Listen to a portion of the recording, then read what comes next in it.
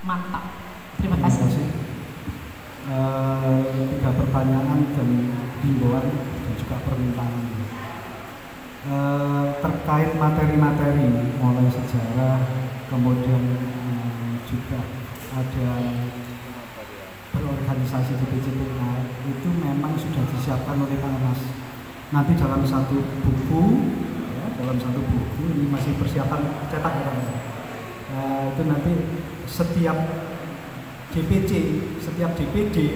wajib memiliki buku itu, wajib. Karena memang harus dipelajari bersama. Caranya bagaimana? Ya di masing-masing organisasi itu nanti, di masing-masing kepengurusan organisasi ini kalau bisa dibahas, dibedah. Oh ini loh caranya, ini loh caranya. Nah itu nanti sudah disiapkan juga. Jadi materi sudah dikumpulkan, sudah disiapkan. Ya. Kemudian terkait dengan apa yang disampaikan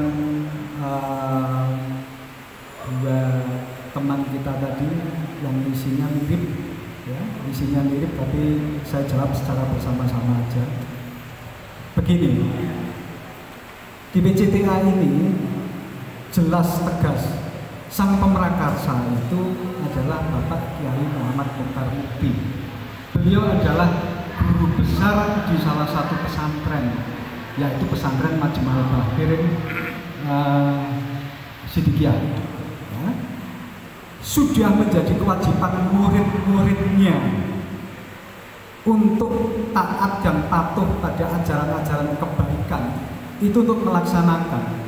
Jadi sudah sepantasnya dan wajib setiap murid dari Pak Yai Mukhtar untuk beraktivitas di PCTA Indonesia ini, Pak. Gitu. Itu konteks keanggotaan warga Sidikiyah di PCTA. Tapi ingat, PCTA ini organisasi kebangsaan, bukan organisasi agama. Di sini ada warga lain latar belakang yang berbeda dari sisi agama, berbeda dari sisi kesukuan, berbeda budaya, berbeda, sehingga seandainya ada warga Sidikiyah kemudian beraktivitas di PCTA, saya mengingatkan podo-podo murid Pak Yai, saya mengingatkan jangan menganggap bahwa ini punya Sidikiyah. Memang sang pemrakarsa adalah guru besar kita, sehingga berilah saudara-saudara kita ini ruang kenyamanan yang sama seperti kita semua. Ojo nganggap aku Sidikiyah, ngapunten salah. Saya sebagai warga Sidikiyah mengatakan itu salah, nggak boleh, nggak boleh. Sehingga, mohon maaf ini Pak Beni, di Sidikiyah sendiri, ketika beraktivitas di PCTA, kita menghilangkan sebutan mursyid, kita hilangkan, kita menyebutnya sang pemrakarsa. Ketika kita menyebut Pak Adib misalkan, di lingkungan Sidikiyah kita menyebutnya beliau adalah khalifahnya Pak Yai, khalifah Sidikiyah. Tapi di PCTA, Dewan Pertimbangan, Pak Anas misalkan, di Sidikiyah Wali Talqin, di sini bukan ketua DPP yang membidangi organisasi. Sebutan-sebutan itu di internal Sidikiyah kita sampaikan supaya saudara-saudara kita itu punya ruang kenyamanan yang sama, gitu loh. Nah, bagaimana beraktivitas di sini? Ayo, monggo. Nah, bagaimana dengan warga yang lain, yang dari luar Sidikiyah, yang dari kelompok lain, dari latar belakang lain?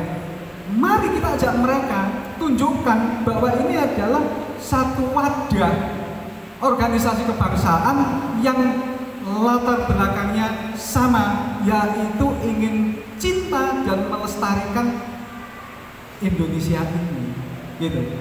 Monggo aja, saya sangat setuju kalau kita ini tidak eksklusif, justru kita ini membuka diri, mengajak teman-teman yang lain, kita juga datang di acara mereka. Ini salah satu contoh, ya, salah satu cara yang digunakan oleh DPC Kota Malang. DPC Kota Malang itu karena latar belakangnya budaya, dia masuk ke jaringan budaya-budaya ini, masuk. Tanya ke saya, Pak Tris, boleh nggak saya masuk ke teman-teman budaya-budaya ini? Silahkan, dengan catatan ingat bahwa PCTA organisasi kebangsaan, bukan organisasi budaya. Saya mengingatkannya cuma gitu aja. Siap, ya wis, masuk. Apa yang terjadi? Budaya-budaya, kelompok budaya di satu kota Malang ini saja ternyata puluhan. Anggotanya cukup banyak. Konsepnya adalah mengajak pimpinannya untuk membawa jajaran dan anggota-anggotanya masuk PCTA. Kemudian saya gelitik, itik-itik, saya motivasi tambahan, ajak dan datangi pemuka-pemuka agama, masukkan sebagai dewan pertimbangan. Syukur-syukur pemuka agama itu membawa umatnya untuk beraktivitas di PCTA ini. Bawa umatnya, alhamdulillah berkat rahmat Allah yang Maha Kuasa. Suatu ketika kami diundang di daerah Pakis Haji masuk Pagelaran, nama desanya Pagelaran. Di sana itu ada pura paling lama di Malang, Pura Eka Paksi, Desa Pagelaran. Di sana ada sekitar 135 kepala keluarga dengan jumlah jiwa, cacah jiwanya adalah sekitar 1.500 jiwa umat Hindu.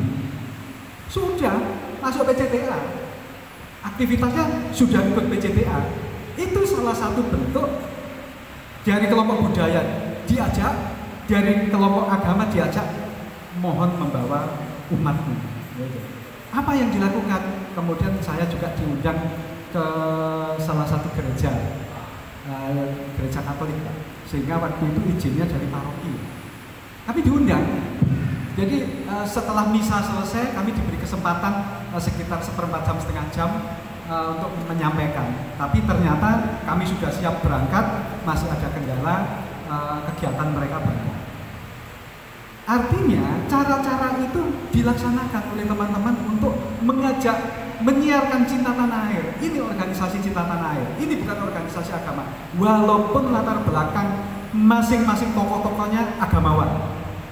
Ini bukan organisasi budaya, walaupun latar belakang tokoh-tokohnya budayawan. Monggo silakan. Tanggal 31 Oktober ini layak untuk kita contoh, kita apresiasi. Pengurus Malang yang jumlahnya beberapa orang, beberapa gelintir itu, saya katakan gelintir karena nggak lebih dari 10 orang, melaksanakan kegiatan dengan menggandeng saudara-saudara dari kelompok budaya, kelompok agama, dan kemudian para mahasiswa. Malang itu kebetulan jumlah mahasiswanya cukup banyak. Dilaksanakannya di DOM UMM, Universitas Muhammadiyah Malang. Ya. Peserta yang hadir 8.600 untuk pertama kalinya sama-sama mengucapkan sumpah jati diri bangsa.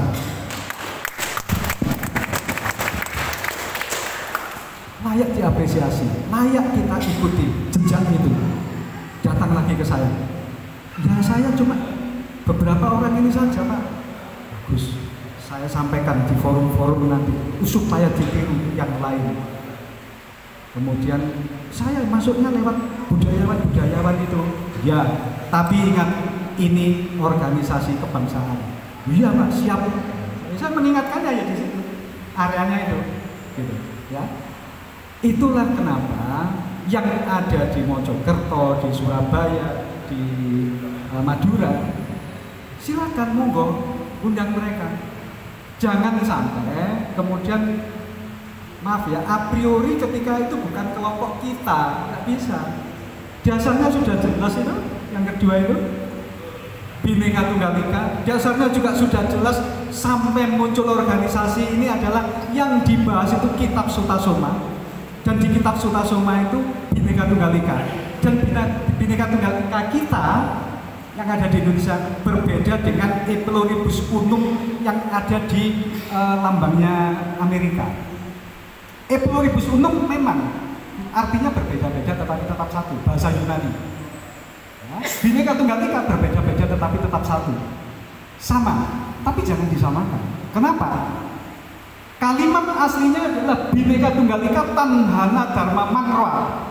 Berbeda berbeda-beda tetap satu dengan dharma yang satu. Tidak ada selingkuh dengan yang lain. Tanhana dharma mangroh selingkuh. Kan Pak? Tidak ada yang kedua. Gitu loh. Tanhana dharma mangroh. Siap nggih? Enak ya siap ini. Monggo mau istirahat atau